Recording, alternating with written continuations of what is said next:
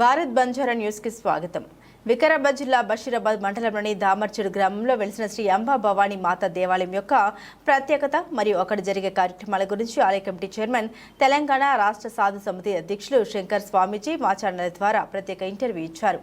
ఒకసారి ఆయన మాటల ద్వారా ఆలయంలో జరిగే కార్యక్రమాల గురించి, ఆశ్రమంలో వచ్చిన భక్తులకు జరిగిన లాభాలు మరియు ఆశ్రమం ఎప్పటి నుండి నడుస్తుంది, ఆశ్రమం యొక్క ప్రత్యేకత గురించి ఒకసారి విందాం. నమస్తే, మీరు చూస్తున్నారు BB news Bharat Banjara news channel. ప్రస్తుతం మనం వికారాబాద్ జిల్లా తాండూరు నియోజకవర్గంలోని బషీరాబాద్ మండలంలోని దామర్చేరు గ్రామంలో శ్రీ అంబాభవాని మాత ఆశ్రమంలో ఉన్నాము. ఇక్కడ అసలు ఈ ఆశ్రమంలో ఏమేమి జరుగుతుంది, ఈ కార్యక్రమాల్లో అసలు ఏమేమి నడుస్తున్నది, దాని విషయం మీద ఒకసారి స్వామీజీ, తెలంగాణ రాష్ట్ర సాధు సమితి అధ్యక్షులు శంకరప్ప స్వామీజీ గారు ఉన్నారు. స్వామీజీతో మాట్లాడే ప్రయత్నం చేద్దాం ఒకసారి. స్వామీజీ నమస్తే. నమస్కారం అండి. స్వామీజీ, మీరు ఇక్కడ ఈ ఆశ్రమము ఎప్పుడు ఏర్పడింది, ఈ ఆశ్రమంలో ఎలాంటి కార్యక్రమాలు నిర్వహిస్తూ ఉంటారు?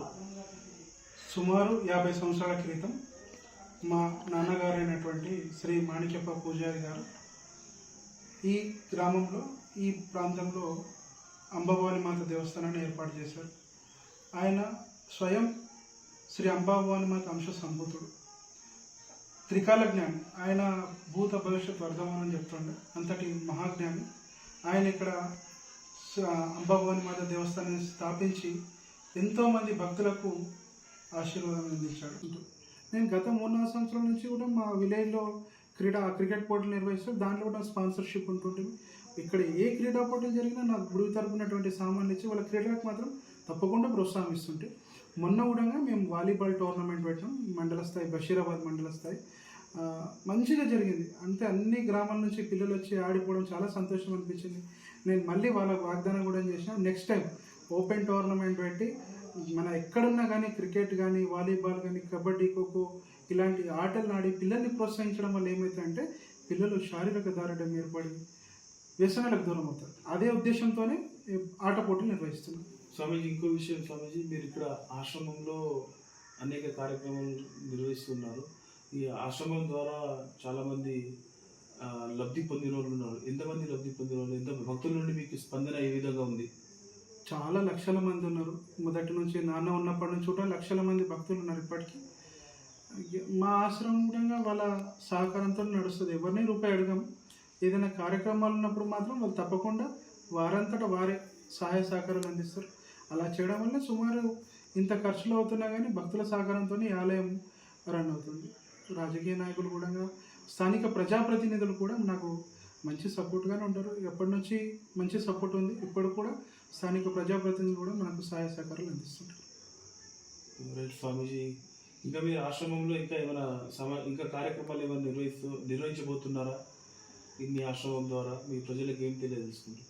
ఇప్పుడు నెక్స్ట్ ఏమనుకుంటున్నామంటే, హిందూ ధర్మ ప్రచార ఉద్దేశంతో ప్రతి ఇంటిని కూడా హిందూ ఇండ్లలో, ప్రతి హిందూ కుటుంబాల్లో వాళ్ళు హిందూ ధర్మం పట్ల చైతన్యం కల్పించడానికి దీపజ్యోతి, ధర్మజ్యోతి అనే కార్యక్రమం నిర్వహించాలనుకున్నాం. ప్రతి గ్రామంలో, మన తాండూరు ప్రాంతంలోని ప్రతి గ్రామంలో కూడా హిందూ జన చైతన్య సమావేశాలు నిర్వహించాలనుకున్నాం మన దేవస్థానం తరఫున. అంటే మన హిందువులలో చైతన్యం తీసుకురావడానికి ఈ కార్యక్రమం నిర్వహించాలని అనుకుంటున్నాం. తప్పకుండా నిర్వహించి మన దేవస్థానం తరఫున అన్నీ ఉన్నాయి, కానీ అన్నిటికీ ధనం మూలం ఇదని జగత్ అంటారు. మా ఆశ్రమం తరఫున నాకు వచ్చే రూపాయిన్నర కలిపి మా సొంత వ్యవసాయ పొలంలో ఉన్నటువంటి డబ్బుల్ని కూడా మేము ఈ ధర్మ ప్రచారం కోసమని, దేవాలయ నిర్వహణ కోసమని ఖర్చు చేస్తుంటాం. కాబట్టి మాకు ఎంత వచ్చినా మేము ధర్మ ప్రచారంలో భాగమవుతున్నాం. కాబట్టి ఎంత వస్తే అంత చేయడానికి సిద్ధం. అంతా అమ్మవారి దయ.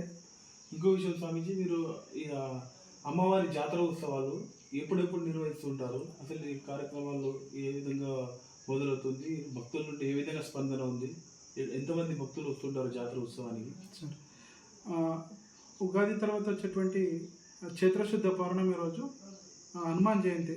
ఆ రోజే నిజంగా మన ఇక్కడ ఉన్నటువంటి ప్రాంతం పూర్తిగా నైజాం ప్రాంతం. ఇక్కడ మన ప్రాంతంలో తాండూరు నియోజకవర్గ ప్రాంతం కానీ, ఇక్కడ ఉన్నటువంటి ప్రాంతం, ఈ బెల్ట్లో ఆధ్యాత్మిక భావన, పక్కన కర్ణాటక ఉన్న మన దగ్గర వచ్చేసరికి భక్తి భావన చాలా తక్కువగా ఉంటుంది. ఆధ్యాత్మిక గురువులు కూడా తక్కువ ఈ ప్రాంతంలో. మనం ఆచార విచారాలు ఏ విధంగా చేసుకోవాలి, మన సాంప్రదాయాలు ఏంటి, మనం ఇంట్లో పూజలు ఏ విధంగా చేసుకోవాలి అనేటి జనాల లోపల కించిత్ కూడా తెలియదు అనమాట. అంటే మన సాంప్రదాయాల గురించి వాళ్ళకి పూర్తిగా తెలియదు. అందులో భాగంగా నేనేమనుకున్నా, మన హిందువులను మేల్కొల్పాలి. ఒక అయోధ్య ఆలయమే 500 ఏళ్ళు అయితే ఇలా చేసుకుంటూ పోతే మన హిందువులు ఖచ్చితంగా మేల్కొనాలి. అదే ఉద్దేశంతో ప్రతి గ్రామాన్ని తిరుగుతున్నాం. బషీరాబాద్ మండలంలో చాలా గ్రామం తిరిగి, అలాగే పెద్దేముల్, తాండూరు మండలం కూడా తిరిగిన. ఇంతకుముందు బైసా రాష్ట్రంలో నిజామాబాద్ జిల్లాలో కూడా చాలా ప్రాంతాలు తిరిగిన. అట్లా తిరుగుతూ ఎక్కడ అవకాశం దొరికితే, ఏ చిన్ని అవకాశం దొరికినా కూడా మేము హిందుత్వాన్ని ప్రచారం చేయడానికి చూస్తున్నాం. ఇంకో విషయం స్వామీజీ, మీరు తెలంగాణ రాష్ట్ర సాధు సమితి అధ్యక్షులుగా ఉన్నారు కదా, అసలు తెలంగాణ రాష్ట్ర సాధు సమితి ఏర్పడడానికి కారణాలు ఏంటి? అసలు మీరు అధ్యక్షులుగా ఏ విధంగా నియమితులయ్యారు? తెలంగాణ ఆంధ్ర విడిపోయిన తర్వాత ఒకటి భావన ఉండే, ఆంధ్ర స్వామీజీలకు కానీ వాళ్ళకి కానీ తెలంగాణ ప్రాంత స్వామీజీలంతా జ్ఞానుకారని, వాళ్ళ లోపల అంతటి భావన లేదని ఒక భావన ఉండేదన్నమాట. ఎక్కడ ప్రతి జగలో అవమానం పరిచేవాళ్ళు మమ్మల్ని. వివిధ రకాల ప్రాంతాల్లో మమ్మల్ని తెలంగాణ ప్రాంత స్వామీజీలను అవమానపరిచేవారు. వారంతా ఇది లేదు అనేటువంటి భావన ఉండే, మేము తట్టుకోలేకపోయాం. దాంట్లో ఒక ఆవేదన వచ్చి సుమారు 200 మంది సభ్యులతోనే తెలంగాణ సాధు పరిషత్ని ఏర్పాటు చేసుకున్నాం 2.5 సంవత్సరాల క్రితం. తాండూరులో 200 మంది స్వామీజీలతో భవ్యమైనటువంటి కార్యక్రమం కూడా నిర్వహించుకున్నాం. చాలామంది వచ్చారు, స్వామీజీలు వచ్చారు. అప్పటి నుంచి తెలంగాణలో స్వామీజీలకు గౌరవం పెరిగింది. తెలంగాణ నవరాత్రులు, అలాగే కార్తీక లక్ష దీపోత్సవం జరుగుతూ ఉంటుంది. ఇక్కడికి ప్రతి మంగళ, శుక్ర, ఆదివారాల్లో వందలాది మంది భక్తులు అమ్మవారి దేవస్థానానికి దర్శించుకోవడానికి వస్తుంటారు. ముఖ్యంగా సంతానం లేని వారు, వివాహం కాని వారు, అనారోగ్య సమస్యలతో బాధపడుతున్న వారు అమ్మవారిని దర్శించుకోవడానికి వస్తుంటారు. వారికందరికీ ఒక నమ్మకం, ఇక్కడికి వచ్చి దర్శించుకుంటే చాలు మాకు సంతానం కలుగుతుంది, అలాగే ఆరోగ్యం కుదుటపడుతుంది, వివాహం జరుగుతుంది అనేటువంటి ఇతరులు. అలాగే కార్తీక లక్ష దీపోత్సవం జరుగుతూ ఉంటుంది. ఇక్కడికి ప్రతి మంగళ, శుక్ర, ఆదివారాల్లో వందలాది మంది భక్తులు అమ్మవారి దేవస్థానానికి దర్శించుకోవడానికి వస్తుంటారు. ముఖ్యంగా సంతానం లేని వారు, వివాహం కాని వారు, అనారోగ్య సమస్యలతో బాధపడుతున్న వారు అమ్మవారిని దర్శించుకోవడానికి వస్తుంటారు. వారికందరికీ ఒక నమ్మకం, ఇక్కడికి వచ్చి దర్శించుకుంటే చాలు మాకు సంతానం కలుగుతుంది, అలాగే ఆరోగ్యం కుదుటపడుతుంది, వివాహం జరుగుతుంది అనేటువంటి నమ్మకం గత 50 సంవత్సరాలుగా ఉంది. దాటికి తగ్గట్టుగానే అమ్మవారు కూడా ఇక్కడ ఎవరైతే వస్తే కూడా వారికి తప్పకుండా ఆశీర్వదిస్తుంది అన్నమాట. స్వామీజీ, మీరు ముఖ్యంగా ఇక్కడ ఈ ఆశ్రమంలో ఏమైనా సామాజిక కార్యక్రమాలు ఏమైనా నిర్వహిస్తున్నారా? సామాజిక కార్యక్రమాలు ఇదివరకు ఏమైనా చేసినారా? చాలా మటుకు మేము అందరూ అనుకుంటుంటారు, స్వామీజీలు వస్తే డబ్బిస్తే తన దగ్గర పెట్టుకొని తమ వ్యక్తిగత అవసరాలకు వాడుకుంటుంటారు. కానీ నిజంగా అంటే నేను నాన్నగారు లింగైక్యం చెందిన తర్వాత, అంటే 2004లో నాన్నగారు మరణించిన తర్వాత, శివైక్యం చెందిన తర్వాత, ఇప్పుడు నేను 20 సంవత్సరాలు అవుతుంది ఇక్కడ ఆశ్రమ పీఠాధిపతిగా బాధ్యతలు నిర్వహించడం. గత 20 సంవత్సరాల నుండి కూడా నేను అనేక సేవా కార్యక్రమాలు చేశాను. వివేకానంద జయంతి రోజున వ్యాసరచన పోటీలు పెట్టి, 10 సంవత్సరాల క్రితం వ్యాసరచన పోటీలు పెట్టి బహుమతులు ప్రదానం చేయడం, కొన్ని వందలాది మంది, అలాగే వందలాది భగవద్గీతలు గ్రామాల్లో దానం చేయడం, అలాగే ఆట పోటీలు నిర్వహించడం, సామాజికంగా నాటకాలను ప్రదర్శించడం, ఇట్లా అన్ని రకాలుగా. ఇంతకుముందు కంటి చికిత్స శిబిరాలు, ఉచిత శిబిరాలు కూడా నిర్వహించడం, అనేక సామాజిక కార్యక్రమాలకు కూడా నేను భాగం పంచుకుంటుంటాను. ఎక్కడైనా సాధు కార్యక్రమాలు జరుగుతుంటాయి కదా, అక్కడ అన్నదానాలు నిర్వహించడం, ఎక్కడ ఎవరు అడిగినా ఏ రూపంలోనైనా నేను అన్నదానం చేస్తుంటాను. ప్రతి కార్యక్రమానికి కూడా నా వంతుగా సహకారం అందిస్తుంటాను. స్వామీజీ, ఇక్కడ మీరు అయోధ్య రామ మందిరం ప్రారంభించినప్పుడు ముఖ్యంగా మీరు వికారాబాద్ జిల్లా నుండి మీరు ఒక్కరు వెళ్ళినట్లు సమాచారం స్వామీజీ. అసలు అక్కడ అయోధ్యలో రామ మందిరం ప్రారంభించినప్పుడు మీరు అక్కడ ఏం అనుభవించారు? వికారాబాద్ జిల్లా నుంచి అయోధ్య ఆహ్వానం అందుకోవడం, ఏకైక వ్యక్తిగా ఆహ్వానం అందుకోవడం నా పూర్వజన్మ సుకృతం అన్నమాట. యూపీ ప్రభుత్వం నాకు, అలాగే శ్రీరామ తీర్థక్షేత్ర ట్రస్ట్ వారు నాకు ఆ అవకాశాన్ని ఇవ్వడం మన జిల్లాకే గొప్ప గౌరవ దగ్గ విషయం అనమాట. మనకు సుమారు 500 ఏళ్ళ నుంచి మనకు సొంత ప్రాంతంలో సొంత జాగాలో శ్రీరామచంద్రమూర్తికి మందిరం లేకపోవడం హిందువులుగా మనం చేసుకున్నటువంటి ఎంతో దురదృష్టం. మన సుమారు 500 ఏళ్ల తర్వాత అక్కడ రామాలయం నిర్మితం అవ్వడం, రామ ప్రతిష్ఠ జరగడం, దానికి మేము వెళ్ళడం ఎన్ని జన్మల పుణ్యఫలం ఉంటే తప్ప ఆ అవకాశం లభించదు.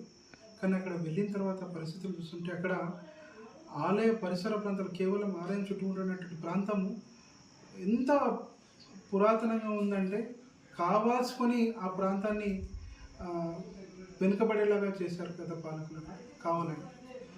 అయోధ్య రామాలయం మాత్రం చాలా అద్భుతంగా నిర్మించడం జరిగింది. అక్కడ ఒక ఆలయంలోనే 2000 మంది పైన పడతాం, అంత పెద్దగా నిర్మించడం జరిగింది. అక్కడ మేము 4000 మంది స్వామీజీలు వెళ్ళాం. అక్కడ ప్రతిష్టాపన జరిగినప్పుడు విగ్రహాన్ని పూర్తయినప్పుడు అందరూ స్వామీజీలు తమ మనసులో ఉన్నటువంటి బాధ వెళ్ళలేదు, అంటే ఆనంద బాష్పాలు రాలేదు. ప్రతి ఒక్క స్వామి అక్కడ బాధపడ్డాడు. అంటే అయ్యో మాకు సుమారు 500 ఏళ్ల తర్వాత మాకు రామాలయం ఏర్పడింది కదా అని చెప్పేసి ప్రతి ఒక్క స్వామీజీలో ఒక తెలియని ఆవేదన వచ్చేసింది. అంతటి తేజోమయ మూర్తిని మనం దర్శించుకోవడం, అక్కడ మళ్ళీ నేను 1.5 గంటల పాటు ఆలయంలో కూడా సేవ చేసిన ఆ రాముడు నాకు ఇచ్చినటువంటి గొప్ప అనుభూతి. నిజంగా భారత ప్రభుత్వానికి, యోగి ఆదిత్యనాథ్ గారికి, మోదీ గారికి చాలా చాలా ధన్యవాదాలు. ఎందుకంటే మన 100 ఏళ్ల కళను వాళ్ళు సాకారం చేశారు. దాని తర్వాత మన హిందువుల్లో పూర్తిగా చైతన్యం వచ్చింది. రామాలయం అయితే ఎప్పుడైతే నిర్మితమైందో మన ప్రతి ఒక్క హిందువు లోపల చైతన్యం అనేది వచ్చింది. రాముని యొక్క అక్షింతలు మన ఇంటికి చేరడం, రామాలయం నిర్మితం అవడం, ప్రతి ఒక్క హిందువుల్లో ఒక చైతన్యం అనేది వచ్చింది. అక్కడ వెళ్ళి వచ్చారు కదా, అక్కడ వెళ్ళి వచ్చిన తర్వాత మీరు హిందూ ధర్మం గురించి, ముఖ్యంగా ఈ మధ్య బషీరాబాద్ మండలంలో మీరు హిందూ ధర్మం గురించి బాగా ప్రచారం నిర్వహిస్తున్నారు. ఈ హిందూ ధర్మం గురించి ప్రచారం నిర్వహిస్తే జనాలకు మీరు ఏ విధంగా హిందూ ధర్మం గురించి వివరించారు? అయోధ్య వెళ్ళకన్నా ముందు కూడా నేను బాగా దర్బార్లో కూడా ప్రతి గ్రామానికి వెళ్తున్నప్పుడు సందేశం ఇచ్చేవాడిని. కానీ అక్కడ వెళ్ళిన తర్వాత నాకు ఎందుకు ఒక తెలియని అనుభూతి అని అనిపించింది. ఆ రాముడే నన్ను ప్రేరేపిస్తున్నాడేమో అని అనిపించింది. తర్వాత సుమారు 500 మంది ముత్తైదులకు పాదపూజ చేసి కుల మతాలకు అతీతంగా ఇటువంటి ఈ కులం, కింద కులం, పెద్ద కులం అని కాకుండా స్వయంగా వారి పాదాలు నేనే గడిగి వారికి అమ్మవారి వస్త్రాలు దానం చేస్తుంటాం. చీరలు 500 మందికి చీరలు దానం చేస్తుంటాం. అలాగే కార్తీక పౌర్ణమి రోజు 1,00,000 దీపార్చన కూడా చేస్తాం. 1,00,000 దీపంతలు పెట్టి కార్యక్రమం చేస్తుంటాం. ఇది కార్తీక పౌర్ణమి రోజు. ప్రతి సంవత్సరం 4 పెద్ద కార్యక్రమాలు జరుగుతుంటాయి. ఇక్కడ నిత్యాన్నదానం, ఎవరు వచ్చినా వారికి అన్నదానం ఉంటుంది. ఎవరు వచ్చినా ఖాళీ కడుపుతో ఊరదనే ఒక ఉద్దేశంతో ఉంటుంది. అది కూడా నిర్వహిస్తుంటాం. ప్రతిరోజు, ప్రతి వారం ఎవరు వచ్చినా అన్నదానం ఉంటుంది. ఓకే స్వామీజీ, మాకు ఇంటర్వ్యూ ఇచ్చినందుకు ధన్యవాదాలు. స్వామీజీ గారు చెప్తున్నారు, అంబాభవాని దేవస్థానంలో, ఈ ఆశ్రమంలో అనేక సేవా కార్యక్రమాలు, దర్బారు ప్రతి శుక్రవారము, మంగళవారం, ఆదివారము నిర్వహించడం జరుగుతుందని స్వామి గారు తెలుపుతున్నారు. అదేవిధంగా ఇదివరకు కూడా క్రీడా పోటీలు నిర్వహించారు. ముందు కూడా ఇంకా ఎన్నో క్రీడా పోటీలు కూడా నిర్వహించడానికి మేము ముందుంటాను అని స్వామీజీ అంటున్నారు. కెమెరా పర్సన్ భీమ్ నాయక్తో శ్రీధర్, బీబీ న్యూస్. అందుకు ధన్యవాదాలు. స్వామీజీ గారు చెప్తున్నారు, అంబాభవాని దేవస్థానంలో, ఈ ఆశ్రమంలో అనేక సేవా కార్యక్రమాలు, దర్బారు ప్రతి శుక్రవారము, మంగళవారం, ఆదివారము నిర్వహించడం జరుగుతుందని స్వామి గారు తెలుపుతున్నారు. అదేవిధంగా ఇదివరకు కూడా క్రీడా పోటీలు నిర్వహించారు. ముందు కూడా ఇంకా ఎన్నో క్రీడా పోటీలు కూడా నిర్వహించడానికి మేము ముందుంటాను అని స్వామీజీ అంటున్నారు. కెమెరా పర్సన్ భీమ్ నాయక్తో శ్రీధర్, బీబీ న్యూస్.